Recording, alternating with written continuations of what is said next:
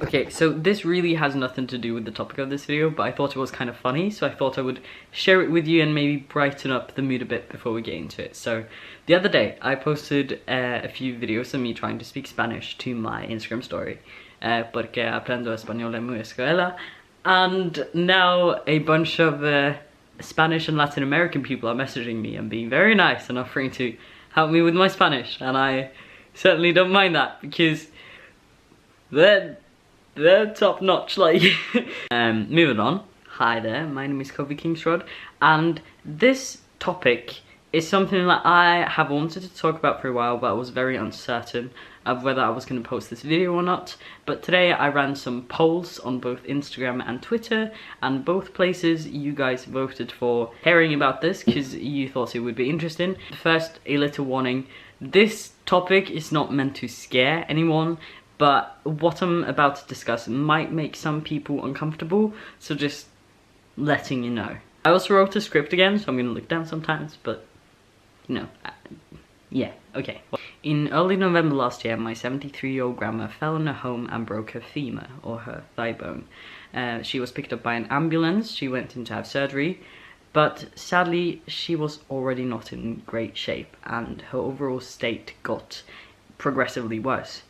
Her body wasn't able to recover, and on the 7th of January this year, 2018, she passed away. It came as a bit of a shock to my family, as none of us had expected it to happen, but we kind of saw what direction she was heading. I saw how hard it was for a lot of my family members, and although this video isn't about how I felt and how I still feel about it, I felt and still do feel pretty okay about it. And this is something that I felt very guilty about for a while, the fact that I was able to accept it so quickly. But then a good friend of mine, Anastasia, hello, she told me that it doesn't mean that I didn't love my grandma. However, it means that her leaving is okay because she did enough for me while she was still here, and I thought that was very sweet. So thank you, Anastasia, and I miss you, and I hope you're doing well. Anyway, back to the main focus of this video. After my grandma passed away, I realized I didn't really know much about what happened to our bodies after we die. Not just what happens when our bodies hit the earth, because I knew the basics of decomposition from biology class, but what people actually do to our bodies before we are put in the ground. Because in Western society, when people die, the bodies are most often left to professionals in the field. The family, they don't really do all that much, other than paying for stuff. But there's not that much information nor conversation about what exactly happens when this inevitable occurrence takes place, because death is seen as such a taboo thing in our culture and society. But what exactly do these people do to our bodies? I wanted to know because I wanted to make sure that my grandma's body wouldn't be dealt with or treated in a less than honourable and respectful way, even after her death. Personally, I don't believe in a life after death, and I believe that the body is just a vessel for a conscience, and after our brain stops functioning, we're gone. We're dead.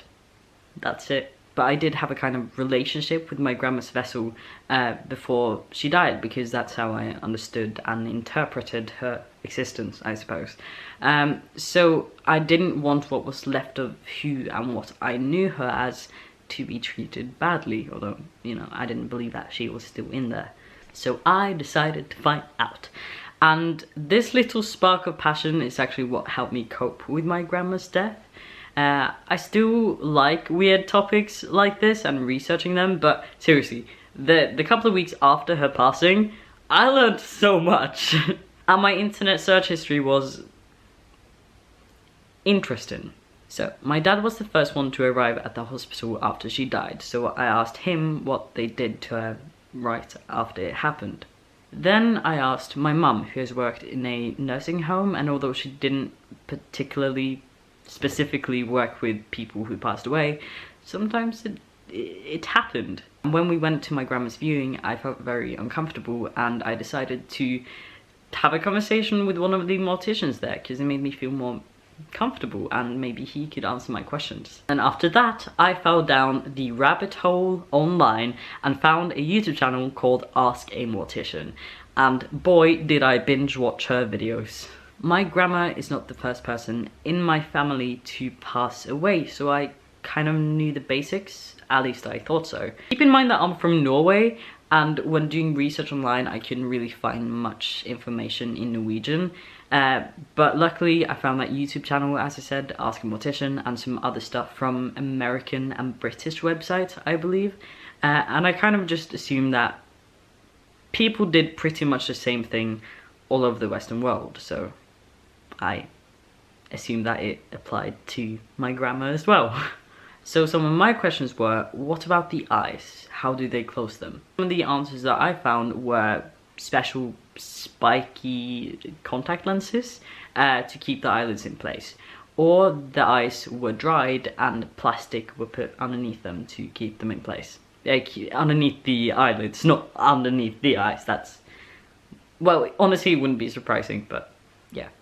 And my reaction to this was, well, that sounds very unpleasant, but my grandma's dead, so she wouldn't feel anything at least, and I guess you got to do what you got to do. But what about the mouth? How do they close that? The answer I found was that they essentially sew it shut, either by using thread and needle, or by driving in 4 different pins, and they have wires attached to them, and then they kind of pull and twist and tuck. I'm not going to explain exactly how, but Ask a Mortician has a video about that on her channel. This to me sounded highly unpleasant and pretty intrusive, but I mean, the person is dead, so at least they wouldn't feel anything. Then something I had never even heard of came up: embalming. And basically what embalming is that they replace all the blood and other fluids in the body with this sort of chemical soup.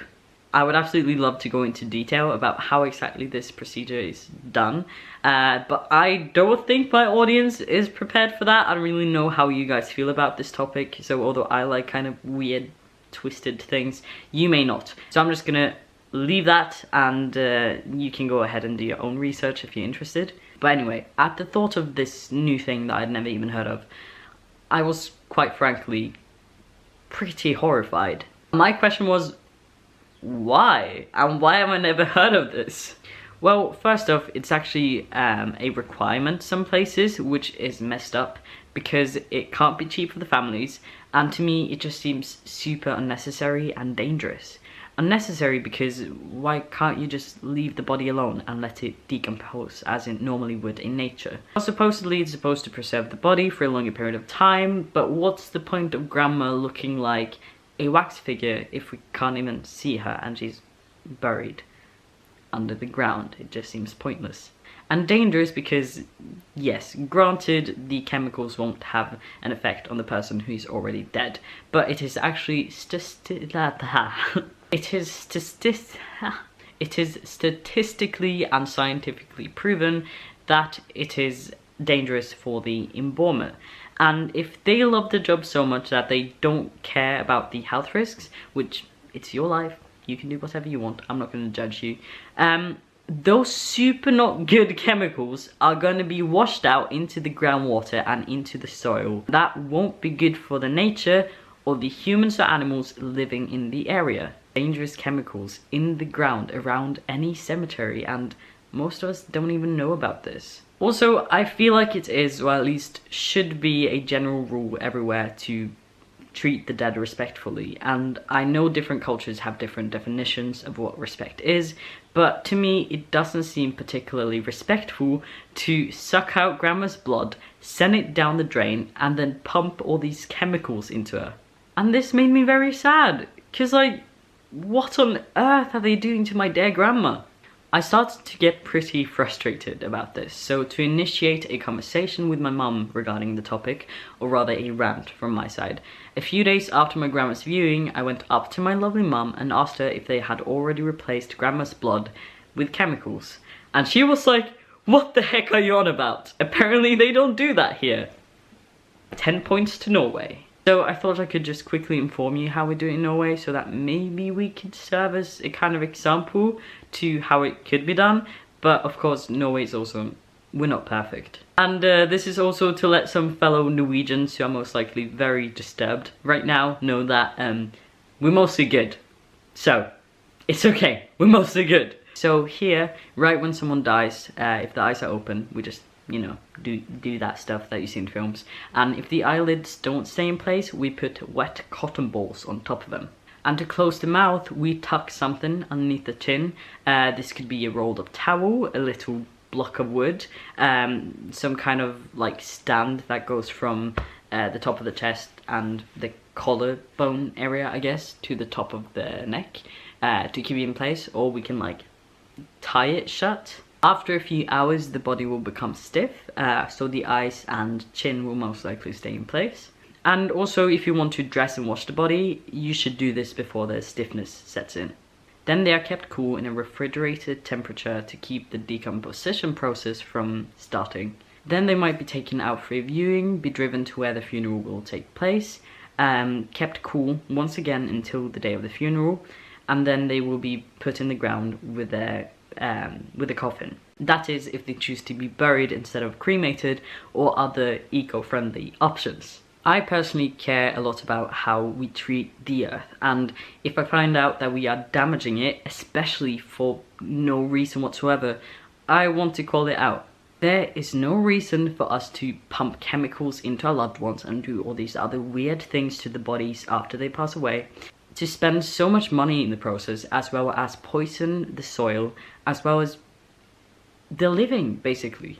Keeping the body cool rather than embalming is much safer, much cheaper, and the body will even last longer. Some places, it is the actual law that if you, for example, want to do a viewing, you have to get the body embalmed. Which is silly, because in the case of my grandma, a lot of people died around the same time, and she was actually put on a burial waiting list. And 3 weeks or a bit more went by until the actual funeral took place. And they just left her chilling in a cool place until then, and she was completely fine.